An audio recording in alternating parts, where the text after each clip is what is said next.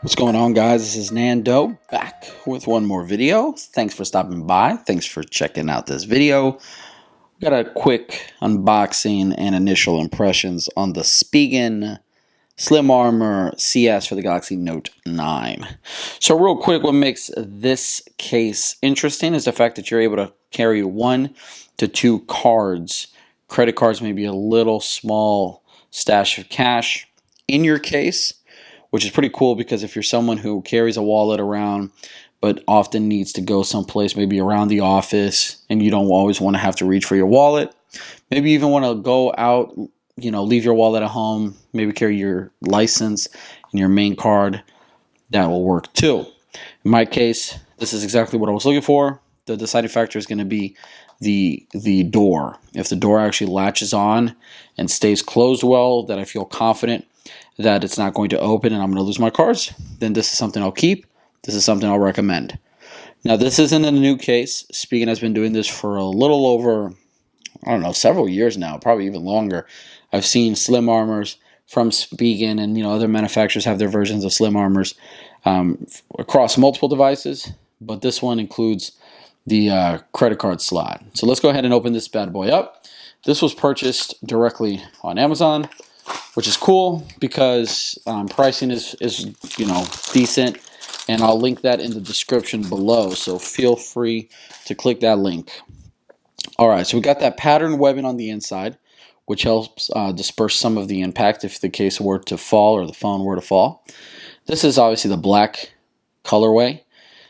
It's got this kind of matte black all the way around, with the rubber portion obviously looking a little darker. If you've had a slim armor case before, you know how it works. It's a 2-part case, as you guys can see here. You can actually take one part off. You don't need to do so to install. Cutouts, let's start at the bottom. We're going to have headphone jack. We're going to have in the middle for your USB Type-C. You're going to have to the right of it a speaker grill, and then the S Pen. To the left of the case, you have your Bixby button here. You have your volume rocker above it. To the right of the case, you have your power button. In the back of the case, you obviously have your cutouts for your lenses and your fingerprint scanner. And then what makes this case interesting is the quick drawer. So let's see how this works.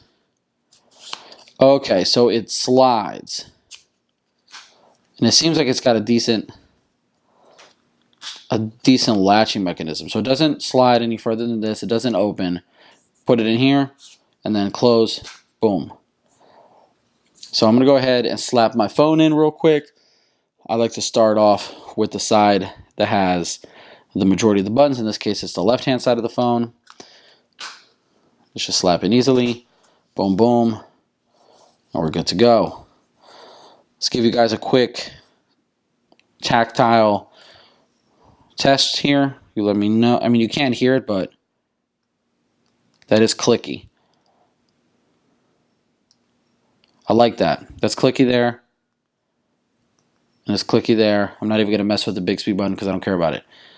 Putting your finger on the back of the phone. Solid.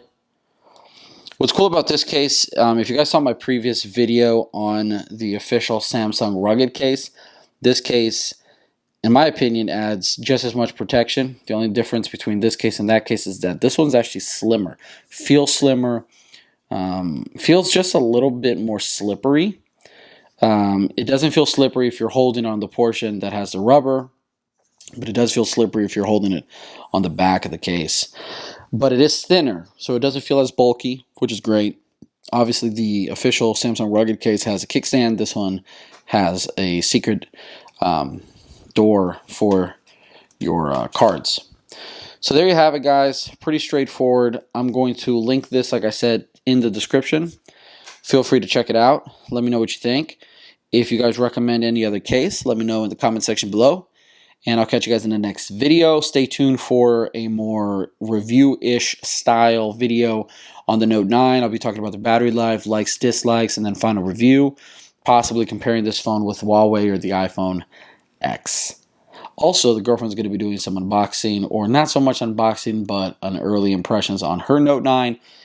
What's interesting about that is that she's never had an Android phone before, so she went from an iPhone 6 Plus to the Note 9. So that should be interesting. Like always, thanks for stopping by. Stay geeky. Peace. Salute.